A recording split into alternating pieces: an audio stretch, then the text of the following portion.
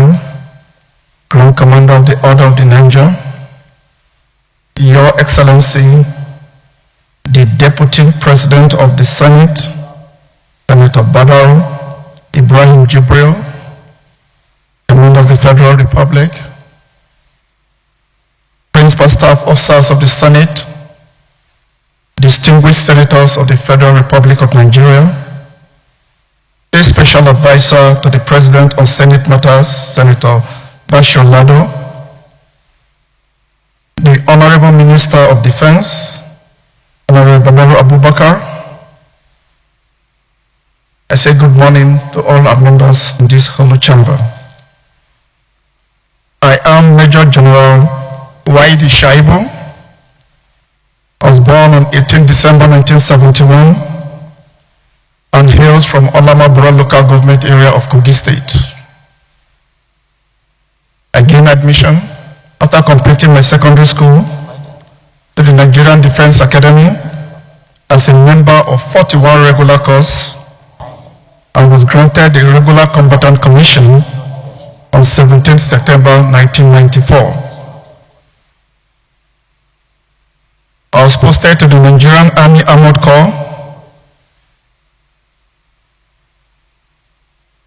Throughout my military career, I've attended several professional courses and academic courses, both home and abroad. Everyone, welcome back to Newsroom Nigeria, where we break down the biggest political stories in Nigeria with balance, insight, and of course, a touch of real talk. I'm your host as always, Oluwayomi Temilola, and today we are diving into a rather curious story, one that's been trending all over social media. Was Governor Usman Ododo of Kogi State actually bounced? Yes, bounced from the Nigerian Senate during the confirmation of a new Chief of Army Staff, Major General Waheedi Shaibu? Or is it all just political noise, a cooked-up story blown out of proportion? Before we unpack all the drama, make sure you hit the subscribe button, tap the notification bell, and give this video a thumbs up so you don't miss any of our deep dive political analysis. Alright guys, let's go into it. So here is what really happened. Governor Usman Ododo was reportedly at the National Assembly this week for the Senate's confirmation of Major General Waheedi Shaibu, the newly appointed Chief of Army Staff, who coincidentally is also from Kogi State. Now, according to multiple reports, the governor wasn't allowed into the chamber. Some eyewitnesses, or should we say sources, claim that Senate officials politely turned him back, explaining that no other state governor came to the confirmation hearing in solidarity with service chiefs from their states. Basically, they were saying this is not a political event, it's a military promotion hearing. To make matters worse and more interesting, this wasn't the first time something like this allegedly happened. Apparently, Governor Ododo was also turned back earlier during the confirmation of the new INEC Chairman, Professor Joash Amupitan, who also happened to be from Kogi State. That's two incidents in one administration in less than a year.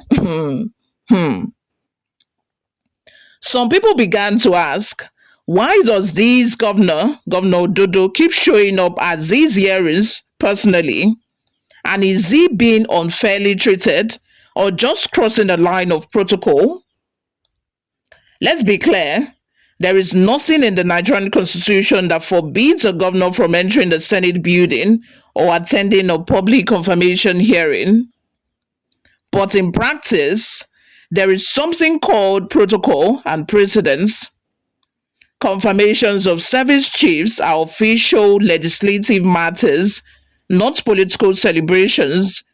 They are meant to assess competence, experience, and readiness for national duty, not a place for solidarity appearances. If every governor started showing up because someone from their state is being confirmed, imagine the circus that would create. My people, you would have a full gallery of governors clapping for their own boys, and that's not how the Senate works. Now, the Senate reportedly told Ododo's team that other governors from Ekiti, Kano, or elsewhere didn't come when service chiefs from the states were confirmed. So why should Kogi's governor be the exception? That's a fair point if you ask me. From the Senate side, it's about maintaining decorum, preventing the line between politics and governance from blurring even further. But then, the Kogi State government quickly came out swinging. Kingsley Famwo, the State Commissioner for Information, described the report as baseless lies. He said, and I quote, "On what ground would anyone walk him out of the National Assembly? Did he violate any rule? We were there for over an hour. No one asked us to leave." He even added that Ododo later left to submit the APC governorship primary report for Ekiti State, where he served as chairman of the organizing committee. So according to Kogi officials, this entire bounced story is pure fabrication. Interesting, right? Because if that's true, it truly raises another question. Who is spreading this narrative and why? Is this political mischief aimed at embarrassing the governor? Or is there some truth the government is trying to downplay? Now, let's address the elephant in the room. Should Governor Ododo even have gone personally to these events? Realistically speaking, governors have hundreds of daily responsibilities, from state budgets to security briefings to infrastructure projects. So when the public hears that a governor personally attends two separate Senate hearings just to lend support to appointees from his state, eyebrows are bound to raise, don't you think? It makes people wonder, does he have too much time on his hands? Or is he trying to score political loyalty points by showing visible support to Kogi-born appointees? A more strategic move would have been to send a representative, maybe the deputy governor or the state liaison officer at the National Assembly. That's the norm in Nigerian political culture. It's professional, it respects boundaries, and it avoids these kinds of embarrassing headlines.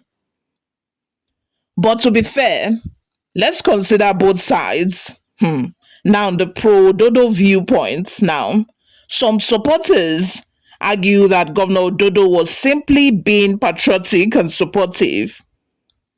They say he's showing unity, that Kogi stands behind its sons and daughters achieving national prominence. They argue, why should people twist a gesture of solidarity into a scandal? For them, Ododo's presence wasn't political, it was symbolic, a leader celebrating merit from a state. Now, that's a noble interpretation if that's truly the motive. On the other hand, some critics say this reeks of political overexposure. They claim Ododo's frequent appearances at federal confirmations look less solidarity and more like public relations theater, designed to stay in the headlines and project influence. They point out that other governors, including some with stronger ties to military appointees, kept a respectful distance because at the federal level, these are not state achievements, they are national institutions. And when a governor's presence starts disrupting that balance, it sends the wrong signal that the military or INEC our Kogi projects. That's where optics start to matter, my people. Now let's zoom out for context. Governor Ododo has been in the spotlight several times since taking office, some of it positive and some controversial. Kogi politics is very intense and every move is analyzed through the lens of power dynamics, especially its close relationship with former Governor Yahaya Bello. So when stories like this surface about being bounced from the Senate, it easily feeds into a larger narrative of insecurity or overreach. But here is what we should all remember: governance is not just about appearances, it's about knowing when to show up and when to delegate. A smart leader understands symbolism, yes, but also respects structure, because once you blur that line, it's hard to regain credibility. So, was Governor Dodo really bounced from the Senate? We can't say with absolute certainty. Both sides are standing firmly by their stories, but one thing is clear: perception matters, and in politics, even when the facts are musky, optics often become reality. Maybe next time, Governor Dodo might consider sending a delegation, or better yet, staying focused on Kogi's developmental agenda instead of symbolic appearances that risks unnecessary controversy. But what do you guys think? Was the governor treated unfairly by the Senate? Or was this a clear case of misplaced priorities? Let's discuss in the comment section below. I read all of them and I respond to them as well. And if you've enjoyed this analysis, don't forget to subscribe, like this video, and share this video with your friends and family. It really helps us grow and bring you balanced, fearless documentary on Nigerians' evolving political landscape. Until next time, my name remains Oluwayomi Temilola, and this is Newsroom Nigeria. Stay plugged, stay informed, stay sharp, and stay engaged. I will see you all in my next video. Bye for now.